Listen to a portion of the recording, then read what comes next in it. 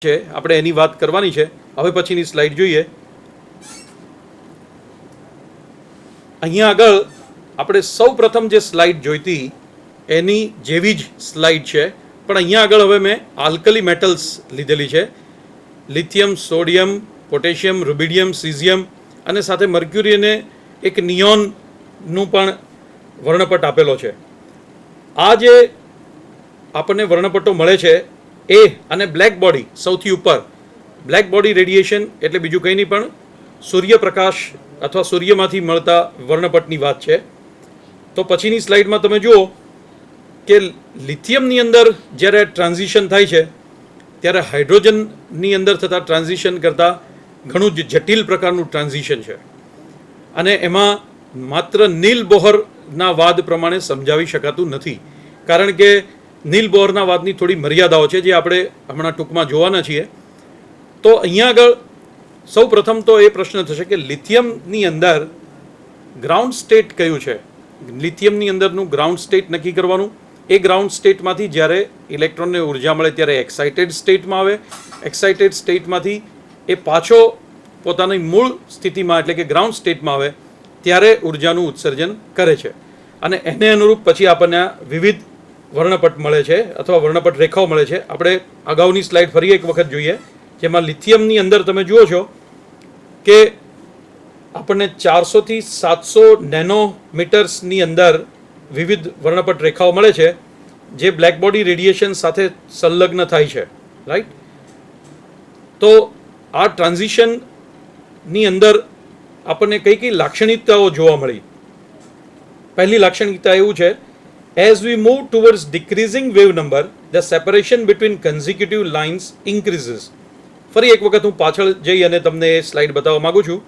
ફરી એ વાંચું છું આ, as we move towards decreasing wave number। Wave number મેં ફરી વાર આપને કહું છું કે વેવ નંબર એટલે 1/λ, એ તરંગ લંબાઈનું વ્યસ્ત છે। 1/λ કરવાથી આપણને વેવ નંબર મળે છે। એટલે જ્યારે હું એમ કહેતો કે ડિક્રીઝિંગ વેવ નંબર, એનો અર્થ એમ થયો કે ઇન્ક્રીઝિંગ વેવલેન્થ। ઇન્ક્રીઝિંગ વેવલેન્થ એટલે વાયોલેટમાંથી રેડ તરફ। તો આપણે આગળ જઈએ તો એવા કિસ્સામાં તમે જુઓ છો લખ્યું છે કે separation between consecutive line increases. તો અહીંયા આગળ નેનોમીટર 400 થી 700 તરફ જઈએ, તમે 400 પાસે જુઓ છો તો બધી લાઇન્સ ક્રાઉડેડ નજીક નજીક હોય લાગે છે। જેમ આપણે લાલ તરફ જતા જઈએ છીએ એમ બે સ્પેક્ટ્રલ લાઇન વચ્ચેનું અંતર વધતું જાય છે, રાઈટ। તો આ એક લાક્ષણિકતા। બીજી લાક્ષણિકતા છે towards increasing wave number the line become ઇન્ક્રીઝિંગલી crowded. આ ઉપરના નિયમનું વ્યસ્ત લખેલું છે કે જ્યારે વેવ નંબર ઇન્ક્રીઝ થતો હોય ત્યારે તરંગ લંબાઈ ઘટતી હોય છે, તો એવા કિસ્સામાં જે વર્ણપટ રેખાઓ છે એ ઘણી નજીક નજીક મળે છે। ત્યાર પછીની લાક્ષણિકતા છે the minimum wavelength is 2299 angstrom. મિત્રો તમને બધાને ખબર છે કે 4000 એંગસ્ટ્રોમથી 8000 એંગસ્ટ્રોમની વચ્ચે જે રેડિયેશન્સ આપણી આંખમાં જાય છે એ જ યોગ્ય બાયોકેમિકલ રિએક્શન્સ કરે છે। એના દ્વારા જ આપણી દ્રષ્ટિ ચેતાઓ મગજને સંદેશ આપે છે અને મગજ એને જ ઓળખી શકે છે। 4000 એંગસ્ટ્રોમ કરતાં ઓછી તરંગ લંબાઈ કે 8000 એંગસ્ટ્રોમ કરતાં વધારે તરંગ લંબાઈ હોય તો એવા કિસ્સામાં આપણે એ પ્રકાશ અથવા તો એ પ્રકારના રેડિયેશન્સ માટે બ્લાઇન્ડ, આંધળા છીએ, રાઈટ। પણ અહીંયા આગળ આપણે જોઈએ સ્લાઇડની અંદર તો મિનિમમ વેવલેન્થ 2299 એંગસ્ટ્રોમ છે, ત્યાર પછીની વધતી વેવલેન્થ આપણને બતાવી છે। At this wavelength the lines converge. 2299 જે એંગસ્ટ્રોમ છે ત્યાં આગળ બધી જ રેખાઓ એકબીજાને ખૂબ નજીક નજીક મળી જશે। પછીની લાક્ષણિકતા બહુ સરસ મજાની છે। એમાં લખ્યું છે કે notice the intensity distribution among the lines. હું ફરી વખત તમને એ સ્લાઇડ પર લઈ જવા માંગુ છું। તમે જુઓ કે ઇન્ટેન્સિટી જે વર્ણપટ રેખાઓ દેખાય છે તમને, એમાં અમુક રેખાઓ ઝાંખી છે, અમુક સરસ મજાની બ્રાઇટ છે। તો અહીંયા આગળ જે આ ઇન્ટેન્સિટી ડિસ્ટ્રીબ્યુશન છે બહુ સ્વાભાવિક છે કે આપણને જ્યાં આગળથી વધુ પ્રકાશ આપતી રેખાઓ મળે છે તો ત્યાં આગળ ટ્રાન્ઝિશન એટલે કે ઇલેક્ટ્રોનનું જમ્પ થવાની શક્યતા વધારે હોવી જોઈએ। વધુ પ્રમાણમાં ઇલેક્ટ્રોનના જમ્પ થતા હોવાથી આપણને એ ત્યાં આગળ વધારે બ્રાઇટ અથવા તો વધારે દ્રશ્ય પ્રકાશની અંદર વધુ સરળતાથી જોઈ શકાય એવા પ્રકારની ઇન્ટેન્સિટી ડિસ્ટ્રીબ્યુશન મળે છે. એટલે notice the intensity distribution among the lines. Now compare this spectrum with that of hydrogen atom and you will find many similarities between the two. તમને હાઇડ્રોજન વર્ણપટ તમારા મગજમાં છે જ, 12મા ધોરણમાં પણ એનું પુસ્તકની અંદર વર્ણપટ આપેલો છે અને આપણે સૌ પ્રથમ સ્લાઇડ જો એમાં પણ આપેલો હતો. તો અહીંયા આગળ હાઇડ્રોજન અને લિથિયમને આપણે સરખામણી કરવા જઈએ તો ઘણી બધી બીજી સામ્યતાઓ જોવા મળે છે. એમાં ખાસ અગત્યની સામ્યતા એ છે કે બે રેખાઓ વચ્ચેની જે જગ્યા છે, ગેપ, એ ગેપ લગભગ સરખો જોવા મળે છે, રાઈટ. આવું થવાની પાછળનું કારણ એક સ્વાભાવિક છે કે હાઇડ્રોજન પણ મોનોવેલેન્ટ છે અને લિથિયમ પણ મોનોવેલેન્ટ છે અને એટલા માટે જ આવું કંઈક બની રહ્યું છે. આગળ ઉપર આપણે જોઈએ કે કેવી રીતે થાય છે. હવે બોહર મોડેલ વડે જો હું આપને સમજાવવાનો પ્રયત્ન કરું તો બોહર મોડેલની આ બધી મર્યાદાઓ મને નડે છે. પહેલી વાત તો એ કે જટિલ પરમાણુના વર્ણપટો સમજાવી શકાતા નથી, રાઈટ. બોર્ડ ઉપર મેં જે એક સમીકરણ લખેલું છે એ સમીકરણ ઉપર જો આપણે ધ્યાન જોઈએ તો En = -mz²e⁴ અને એનું અંતિમ સ્વરૂપ મેં લખ્યું છે -13.6 n² ઇલેક્ટ્રોન વોલ્ટ. આ જે સમીકરણ છે એ માત્ર હાઇડ્રોજનને લાગુ પડતી વાત છે, કારણ કે હાઇડ્રોજન કરતાં વધારે જટિલ પરમાણુને જ્યારે આ જ મોડેલ વડે સમજાવવાનો પ્રયત્ન કરીએ તો એ કાર્ય કરી શકતું નથી. સ્લાઇડ ઉપર જોઈએ આપણે. જટિલ વર્ણપટો આપણે બોહર મોડેલ વડે નહીં સમજાવી શકીએ. બીજું, વર્ણપટ રેખાઓની તીવ્રતા, હમણાં જ આપણે વાત કરી ઇન્ટેન્સિટી ડિસ્ટ્રીબ્યુશન, તો આ તીવ્રતા પણ સમજાવી શકાતી નથી. એક ખાસ પ્રકારનો વિચાર બોહરે લીધો હતો. આમ તો બોહર પહેલાંના સમયથી આ વાત ચાલી આવે છે કે ઇલેક્ટ્રોનની કક્ષા વર્તુળાકાર છે, એટલે કે ન્યુક્લિયસની આસપાસ, નાભીની આસપાસ ઇલેક્ટ્રોન વર્તુળાકાર કક્ષામાં જ ફર્યા કરે છે. તો આ તો માત્ર સરળતા ખાતર વર્તુળાકાર લીધેલી. આગળ ઉપર સોમરફેલ્ડ અને વિલ્સનને આ મુદ્દા ઉપર ઘણી બધી ચર્ચાઓ કરી છે. આપણે એના મોડેલને પણ જો સમયને અવકાશ રહેશે તો જોઈશું. તો એમાં એમણે સમજાવ્યું છે કે એવું જરૂરી નથી કે દરેક વખતે વર્તુળાકાર કક્ષામાં જ ફરતો હોય. વર્તુળાકાર કક્ષાઓ પણ હોય છે અને એ સિવાયના અન્ય આકારો ધરાવતી કક્ષાઓ પણ હોય છે.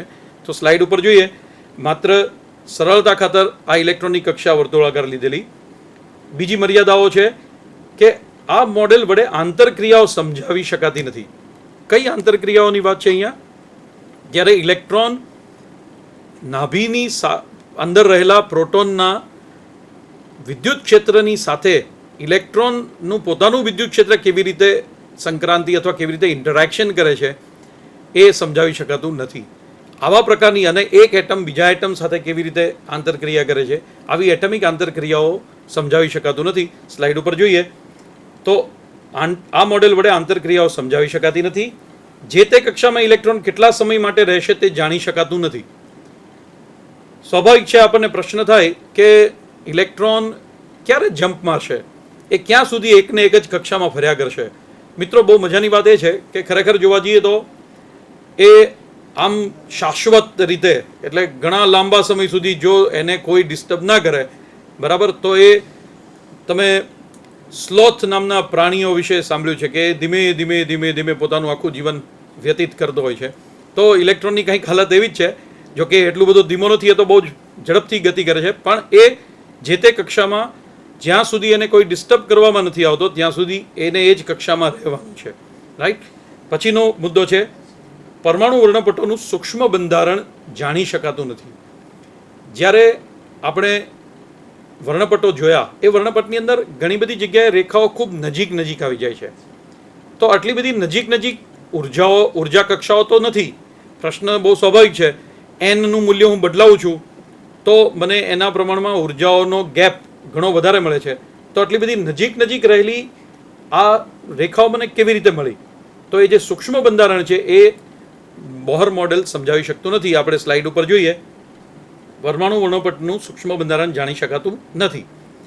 વેલ, તો હવે આપણે આવીએ છીએ નવી પૂર્વધારણા વિલ્સન સોમરફેલ્ડ મોડેલ દ્વારા. એમણે એક બહુ સરસ મજાની વાત કરી, સ્પેસ ક્વોન્ટાઇઝેશન. સ્પેસ ક્વોન્ટાઇઝેશન અહીંયા સ્લાઇડ ઉપર તમે જોઈ શકો છો. જરા ધ્યાનથી જુઓ તો ઇલેક્ટ્રોન જ્યારે પોતે ન્યુક્લિયસની આસપાસ ભ્રમણ કરતો હોય છે ત્યારે આપણે અહીંયા આગળ જે તે પરમાણુના સદિશ મોડેલને ધ્યાનમાં લઈને વાત કરી રહ્યા છીએ. તો એવા કિસ્સામાં ઇલેક્ટ્રોન પોતે એક વિદ્યુતભાર છે અને વિદ્યુતભારિત કણ હોવાથી અને પોતે ગતિ કરતો હોવાથી એ વિદ્યુત પ્રવાહનું નિર્માણ કરે છે. અને વિદ્યુત પ્રવાહનું નિર્માણ થવાની સાથે સાથે સ્વાભાવિક રીતે એ વિદ્યુત પ્રવાહની અંદરથી જ આપણને ચુંબકીય મોમેન્ટ એનું મળે છે. એટલે ચુંબકીય મોમેન્ટ મળે છે, સાથે સાથે પ્રોટોન અને ઇલેક્ટ્રોન વચ્ચેના ગેપને કારણે આપણને ઇલેક્ટ્રોનિક ડાયપોલ પણ મળે છે. તો પ્રશ્ન અહીંયા આ સ્પેસ ક્વોન્ટાઇઝેશન દ્વારા આપણને પ્રશ્ન એ છે કે ઇલેક્ટ્રોન છે એ પોતે જ્યારે કોઈ ચોક્કસ રીતે ગતિ કરતો હોય છે તો એવા કિસ્સામાં એ જે તે ક્ષેત્ર સાથે શું ચોક્કસ પ્રકારના ખૂણે તે ફરી શકે છે કે ગમે તે રીતે ફરી શકે છે. વિલ્સન સોમરફેલ્ડ મોડેલે એટલે સોમરફેલ્ડે બહુ સરસ રજૂઆત કરી આ બાબતમાં. સોમરફેલ્ડે કહ્યું કે નહીં, ઇલેક્ટ્રોન દરેકે દરેક કક્ષાઓમાં પોતાને મન ફાવે તે રીતે ગતિ કરી શકતો નથી. એનું જે તે કક્ષાની સાથે સંકળાયેલા ચુંબકીય મોમેન્ટની સાથે એની ચોક્કસ પ્રકારના ખૂણાઓમાં જ એ ભ્રમણ કરી શકે છે. અને ગુજરાતીમાં આપણે ઇલેક્ટ્રોનની ભ્રમણ કક્ષાનું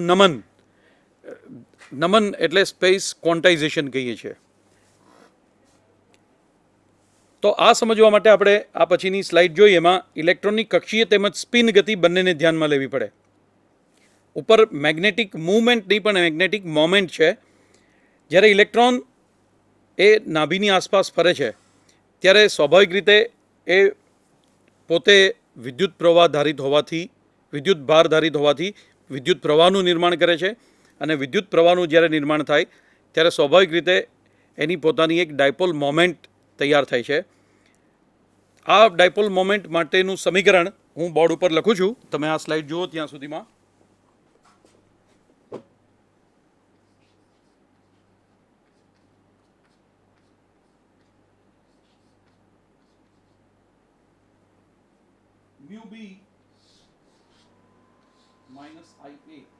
એ જે છે આ બીજું કાંઈ નહીં પણ આપણે જેને ક્ષેત્રફળ સદિશ કહીએ છીએ. આ વિદ્યુત પ્રવાહ એની સાથે સંલગ્ન વિદ્યુત પ્રવાહ છે, રાઈટ. અને આ બોહર મેગ્નેટોન અથવા ચુંબકીય ડાયપોલ મોમેન્ટ, ચુંબકીય ચાક માત્રા જેને આપણે કહીએ છીએ, જે તે કક્ષા સાથે સંકળાયેલ ચુંબકીય ચાક માત્રા. તો આ સૂત્રમાં દર્શાવ્યા મુજબ ઇલેક્ટ્રોન જે છે એ પોતે જ્યારે પણ ગતિ કરતો હોય છે ન્યુક્લિયસ કે નાભીની આસપાસ, અહીંયા બતાવેલ નાભીની આસપાસ જ્યારે ગતિ કરતો હોય છે ત્યારે એ ત્રિપરિમાણની અંદર જે ખાસ પ્રકારના ચુંબકીય મોમેન્ટ ધરાવે છે એ આપણે સ્લાઇડમાં જોઈએ એ રીતે જોવા મળે છે. અહીંયા આગળ મેં ઇલેક્ટ્રોનની કક્ષીય ગતિને ધ્યાનમાં રાખી છે. એની સાથે સાથે એક બીજો વાદ રજૂ કરવામાં આવ્યો કે ઇલેક્ટ્રોન પોતાની ધરીની આસપાસ પણ ગતિ કરે છે. ઇલેક્ટ્રોન પોતાની ધરીની આસપાસ જે ગતિ કરે છે એને આપણે ઇલેક્ટ્રોનિક સ્પિન એવું નામ આપીએ છીએ. તો ઇલેક્ટ્રોન સ્પિન ગતિ અને ઇલેક્ટ્રોનની કક્ષીય ગતિ આ બંને સાથે સંકળાયેલા ચુંબકીય મોમેન્ટ, ડાયપોલ મોમેન્ટ્સ અથવા ચુંબકીય ચાક માત્રાઓ અલગ અલગ હોવાની છે અથવા તો અલગ અલગ છે એવું આપણને સોમરફેલ્ડ દ્વારા કહેવામાં આવ્યું. અને એ બંનેનું જ્યારે અનુસંધાન અથવા કપલિંગ થાય છે ત્યારે આપણને પરિણામી મેગ્નેટિક મોમેન્ટ મળે છે.